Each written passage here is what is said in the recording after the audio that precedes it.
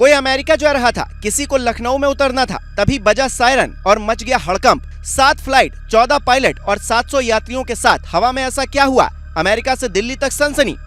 अयोध्या में योगी ने उतारे एटीएस, जयपुर में कमांडो ने संभाला मोर्चा। फ्लाइट के टिश्यू पेपर की क्यों हो रही जांच?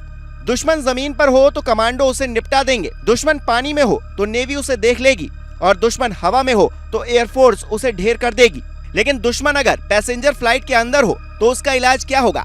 देश पहले भी हाईजैकिंग देख चुका है, इसलिए पग पग पर सतर्कता बेहद जरूरी है। ऐसे में 48 घंटे के भीतर 7 विमानों की इमरजेंसी लैंडिंग की खबरें आना बेहद हैरान करने वाला है।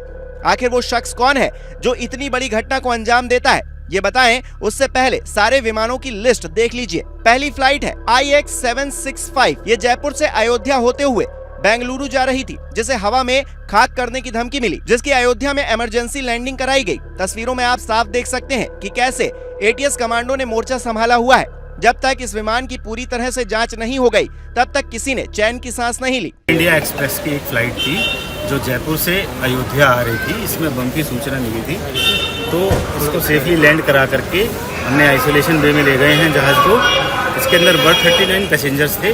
पैसेंजर सारे हमने हवाई जहाज से बाहर निकाल लिए हैं, उनकी चेकिंग भी हो गई है। अभी सामान की चेकिंग करके जो प्रक्रिया होती है, जहाज की भी गहन चेकिंग की जा रही है।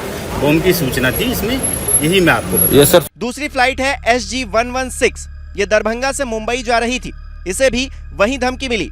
तीसरी फ्लाइट है QP-1373, ये सिलीगुड़ी से बेंगलुरु जा रही थी। चौथी फ्लाइट है A1127, ये दिल्ली से शिकागो जा रही थी। पांचवी फ्लाइट 6E98, जो सऊदी से लखनऊ जा रही थी, जिसकी जयपुर एयरपोर्ट पर इमरजेंसी लैंडिंग होती है। वहां जांच के बाद विमान को उड़ान भरने की अनुमति दी जाती है। छठी फ्लाइट है IX-784, जो मुंबई से सिंगापुर के लिए उड़ान भरती है। और 7वीं फ्लाइट है 9I-650, जो अमृतसर से दिल्ली जा रही थी, जिसे देहरादून एयरपोर्ट पर इमरजेंसी में उतारा जाता है और उसकी जांच की जाती है। एक साथ 7 विमानों की इमरजेंसी लैंडिंग और जांच से हड़कंप मच जाता है।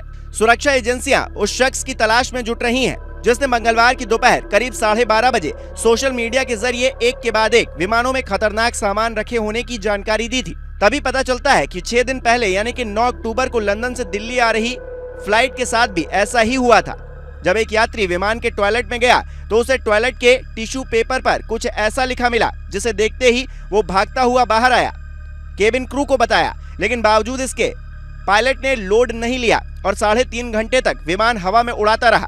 जब फ्लाइट दिल्ली में लैंड हुई तो ये सवाल उठे कि आखिर इतनी बड़ी धमकी को हल्के में लिया गया। तो केबिन क्रू ने कहा कि अगर किसी नजदीकी देश से लैंडिंग की इजाजत मांगते तो मुश्किल हो सकती थी, प्लेन हाईजैकिंग का भी खतरा था। ऐसे में सवाल यह है कि आखिर बार बार भारतीय विमानों को हवा में धमकी कौन दे रहा है? इंडिया से उड़ान भरने वाले 6 विमानों के साथ आखिर ऐसा क्यों हुआ? वो तो पायलट सूझबूझ से काम ले रहे हैं, वरना कभी भी बड़ी घटना हो सकती है। आपको याद होगा कि कुछ दिन पहले ही एयर इंडिया की एक फ्लाइट हवा में घंटों चक्कर काटती रही थी। एक ही जगह पर घंटों उड़ान भरना पड़ा था, क्योंकि विमान का हाइड्रोलिक सिस्टम फेल हो गया था। अभी भी उस मामले की जांच चल रही है, जो ये बताता है कि कहीं न कहीं विमान की सुरक्षा और तकनीक के बीच सेंध लगाने की कोशिशें हो रही हैं, जो यात्रियों की सुरक्षा के लिहाज से बिल्कुल भी ठीक नहीं है। कुछ दिनों पहले हवा में विमान में तकनीकी खामियां खूब आ रही थी, जिस पर सुप्रीम कोर्ट ने भी सख्ती दिखाई थी। अब ये क्या नया माजरा है, इस पर सवाल उठ रहे हैं। आप इस मामले को लेकर अपनी क्या राय रखते हैं, हमें कमेंट करके जरूर बताइए।